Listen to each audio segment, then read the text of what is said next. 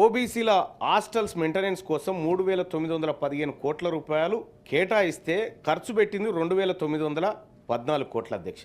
బతుకమ్మ చీరల కోసం 5,120 కోట్ల రూపాయలు నిధులని చెప్తే 2,168 కోట్లు ఖర్చు పెట్టారు అధ్యక్ష. ఇక్కడ ఎంబీసీ ఫైనాన్స్ కార్పొరేషన్ చూసుకుంటే అధ్యక్ష 3,850 కోట్లు అని చెప్పి 2018లో పెట్టారు అధ్యక్ష. కానీ రిలీజ్ చేసింది 601 కోట్లు అయితే ఖర్చు పెట్టింది 19 కోట్ల అధ్యక్ష.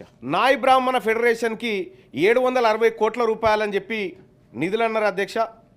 83 కోట్లు ఖర్చు పెట్టిరు. అందులో 75 కోట్ల రూపాయలు కరెంటు బిల్లులకే వాపసు తీసుకున్నారు అధ్యక్ష. ఇక్కడ గౌడ కార్పొరేషన్ కు 186 కోట్ల రూపాయలు అని చెప్పి పెట్టిరు అధ్యక్ష. 18 కోట్ల రూపాయలు ఖర్చు పెట్టిరు అధ్యక్ష. వడ్డెర కార్పొరేషన్ కి 70 కోట్ల రూపాయలు నిధులు ఇస్తున్నామని చెప్పి 17 కోట్ల రూపాయలు ఖర్చు పెట్టిరు అధ్యక్ష. సగర కోఆపరేషన్ కూడా 33 కోట్లు అని చెప్పి 4 కోట్లు ఖర్చు పెట్టిరు అధ్యక్ష. బోయా కార్పొరేషన్ కి 35 కోట్లు అని చెప్పి 27 కోట్లు రిలీజ్ చేస్తున్నామని చెప్పి 5 కోట్లు ఖర్చు చేసిరు అధ్యక్ష. ఇట్లా ఎంబీసీలకు సంబంధించిన విషయంలో కూడా అధ్యక్ష అనేక కార్పొరేషన్లు పెట్టి వాటికి భారీగా నిధులు ఇస్తున్నామని 10 సంవత్సరాల పాటు మా వర్గాల ప్రజలను చీట్ చేసిరు అధ్యక్ష. 1931 బ్రిటిషర్స్ ఉన్నప్పుడు కులగణన జరిగితే దాదాపుగా 100 సంవత్సరాల తర్వాత మళ్ళీ ఈ ప్రభుత్వమే ఈ దేశంలో మొదటిసారి ప్రయత్నం చేసింది.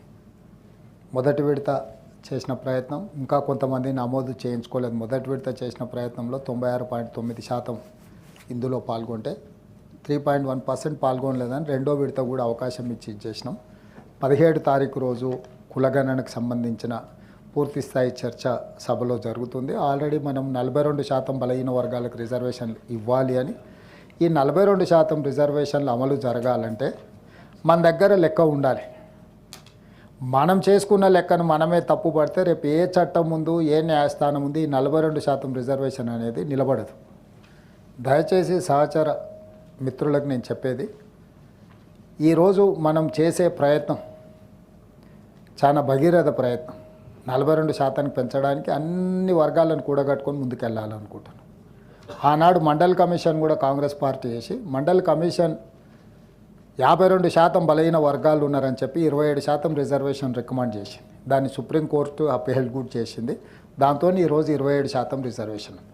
ఈ 27% రిజర్వేషన్ని ఈరోజు మళ్ళీ పెంచి 42%కి పెంచాలనుకుంటున్నాం. కాబట్టి ఈరోజు మొదట వచ్చే 42% తీసుకొని దాన్ని ఏ విధంగా ఇంకా ముందుకు వెళ్ళాలనో ప్రణాళికబద్ధంగా మనం ముందుకు వెళ్ళినప్పుడే బలహీన వర్గాలకు రాహుల్ గాంధీ గారు చేయాలనుకుంటున్న న్యాయం జరుగుద్ది. అందుకే దీనికి అందరినీ సహకరించాల్సిందిగా నేను కోరుకుంటున్నాను.